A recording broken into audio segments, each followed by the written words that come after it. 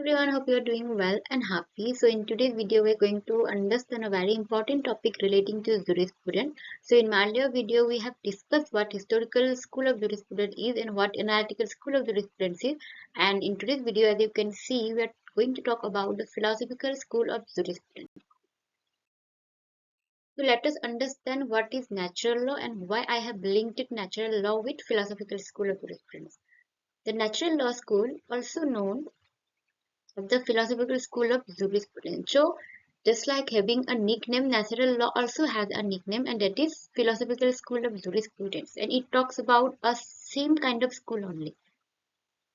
Views natural philosophical school of jurisprudence views law as rooted in morality, justice, universal human value. So, this is the three key factors that natural law or philosophical school of jurisprudence talks about or keeps their focuses upon. Justice under the school is seen in two terms. Again, they have divided justice in two terms. One that is positive justice, it talks about or based on the law of the land, and the another one is natural justice, based on moral principle, fairness, and conscience. So these are the two type of forms that philosophical school of jurisprudence seen as. Natural law, often called divine law, emphasizes what is inherently right rather than what is legally prescribed. As I said, it also known as natural law, it's also known as philosophical school of jurisprudence, it's also known as divine law. So both has same meaning, both are the same one thing. And it talks about what is right rather than what is legally prescribed. Perspective highlights the belief that true justice goes beyond man-made laws and aligns with ethical and moral standards. So, based on this philosophical school of jurisprudence, their idea of justice was that it is beyond man-made law and it has its own moral standards and ethics. Now, let us know about what are the historical evolution and enduring relevance of natural law. Natural law is also referred to as higher law or the law of the nature. So, these are the various names of philosophical school of jurisprudence or natural law of jurisprudence. As one of the oldest schools of legal thought, it continues to influence modern legal systems. So, among all the schools, be it philosophical, be it analytical, philosophical school is known to be the oldest one among the all of the school, and because of its uh, kind of thought, kind of aim, it still has its relevance in Indian legal system. It is both ancient and enduring, earning its place as the foundation of philosophical truth. As I said, it is ancient but enduring as well. That's why it's having its place in modern day legal system. According to Professor Dice, natural law theory dates back to times before Christ. So Professor Dias has talks about that the existence of theoretical school was even back to times before Christ. Friedman aptly observed the history of natural law is a tale of the charge of mankind for absolutely justice and failure. So these are some of the statements given by prominent figure, be it Dias, be it Friedman. So if we can add such kind of points in our answers, that would be more beneficial for us. Over the past 2,500 years, natural law has resurfaced repeatedly as a reflection of humanity's ongoing pursuit of an ideal standard, one that aspires to be higher and more just than positive law, even though it has often been challenged, rejected, or sidelined in various eras. So, natural law still has its relevance in Indian legal system, as I said, because of its very structure, which talks about fairness, which talks about equality, that is the historical revolution of natural law, philosophical school of jurisprudence. Now let us talk about meaning and interpretation of natural law. It is very difficult to define the term natural law as jurists across different eras have interpreted in its diverse ways. So it has been interpreted in many ways by various different jurists. The Stoics viewed natural law as divine law. So the people who are Stoics, they believe natural law as a divine law, just divine command of God imposed upon humanity. They believe it is a command given by God to people. Cicero described it as the law of reason. The Cicero talks about natural law as a law of reason. Again, we can add such kind of points in our answers. Established by the same reason that governs the universe and perceived through human nationality. Aristotle and Thomasius considered it as an unwritten law, just non-scriptum. It is not scripted and it is in an unwritten form, not engraved on stone or tablets, but inscribed by nature into the hearts of men. It is not something that you will get its visibility in stones, papers, or somewhere. It is naturally prescribed upon man and which is living inside the heart of the people. It was also regarded as universal law, just communi or just genitive, valid everywhere and binding on all, unlike the civil laws which vary from place to place. For Hooker, natural law was the eternal law, existing from the beginning of time, uncreated and unchangeable. In modern thought, natural law has come to be closely associated with moral principles that guide legal reasoning and justice. So, about natural law, various famous figure has talked about whether it is a divine law, whether it is the unwritten law, whether it is unscripted. To see the various definition or various terms given by various people from ancient rights. Now let us talk about a bit of history of natural law. The theory of natural law may be explained with reference to the following periods: Greek period, Roman period, Christian period, medieval period, and modern period. So natural law has been divided into this specific period. Many people, be it a Greek one, be it a Roman one, have their contribution in developing the natural law theory or natural law school. Now let us know a bit about what Greek period and what are their contribution. The Greeks were the first to introduce the concept of natural law. So it has been said that the Greeks were the people who for the first time introduced the natural law.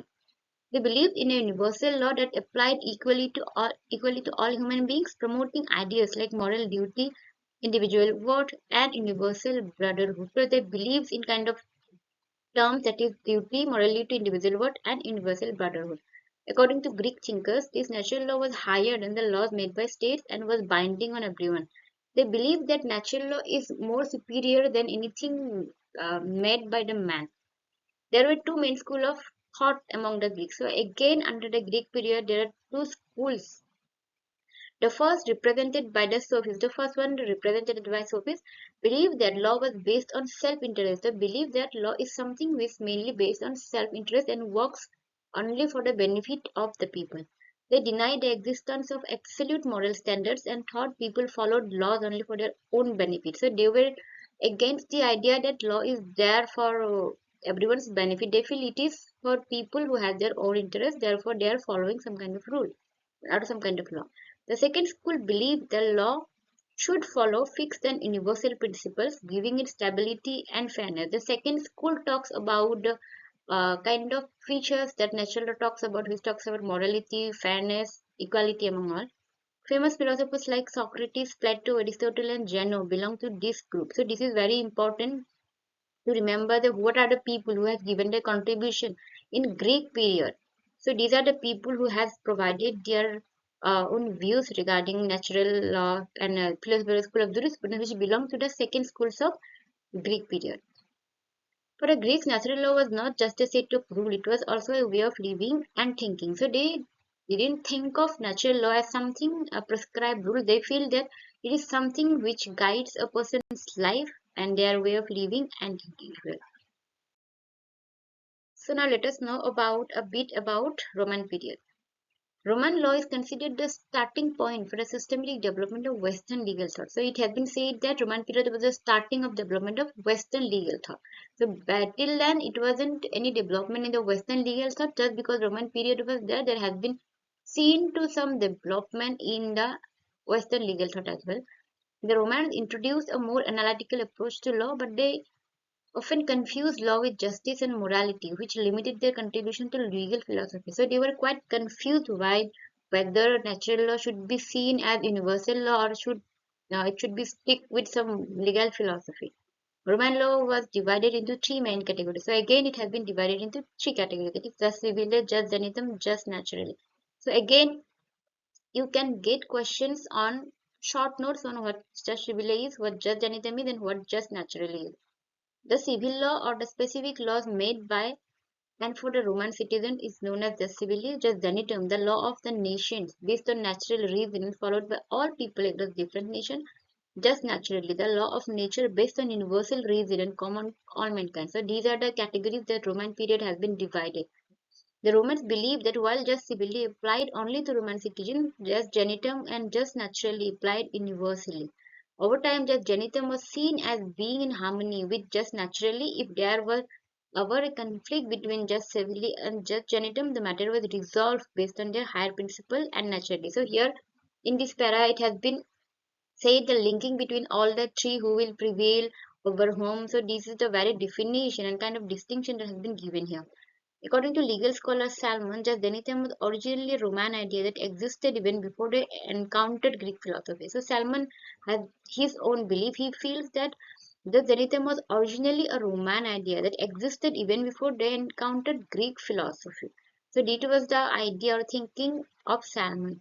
Later, under the influence of Greek thought, Romans began to equate their Jus Gentium with the Greek idea of Jus Naturale. However, Salmon himself was unsure if this view was entirely accurate. In fact, it is believed that the idea of Jus Naturale may have been known to the Romans. They fully developed their political and legal system. So, in Roman period, the very important figure is Salmon. So, we may need to write what is his contribution regarding to Roman period and what are the categories that has been divided upon. So, these are the kind of similar kind of question that may come from the Roman period. So now let us know about a bit of what is Christian period. After the fall of the Roman Empire, the Greek idea of natural law came into contact with the religious teaching of the Hebrews. So when Roman Empire fails, the natural law theory gets their contact with the Christian period. At this stage, nature was identified with God and the law of nature was seen as the law of God, something that existed independently of religious texts or human law. So they believe that natural law is something that is divine and which has link with the God or the Almighty itself. St. Augustine played a key role in shaping the view. St. Augustine is a very prominent figure regarding Christian period. He separated natural law from the physical world and made it a part of the spiritual order based on God's grace. As I said, he sees the law as something which is divine and which doesn't have a link with any legal kind of authority and all. He separated natural law from the physical world and made it part of the spiritual order based on God's grace. According to him, natural law was the will of God revealed to people through the Holy Scripture. So it is very much important what his views regarding Christian period is. He also made a clear distinction between two types of law, temporal law and eternal law. This lacks eternal. So, short notes may come from this point. Temporal law made by humans to govern society and states, eternal law coming directly from the divine mind. Christian thinkers believe that all human laws, governments, and property systems came into existence because of sin. Therefore, any human law that went against God's law should be rejected. The church, being the voice of divine law, claimed the right to override or interfere with the laws made by the state. So Christian period is all about what Augustine had seen it is, whether it has a link with the divine or the divinity, whether it should be linked with the legal thought and all. So this is all about what Christian period in and what S.T. Augustine talks about. So this is all about the philosophical school of jurisprudence. In this video, I have tried to make to simplify the philosophical school of jurisprudence, is also known as natural law school or divine law. So we'll be meeting soon with just another concept. So till then, stay happy, stay healthy. If you find this video valuable, like, share, and subscribe. Thank you for watching the video.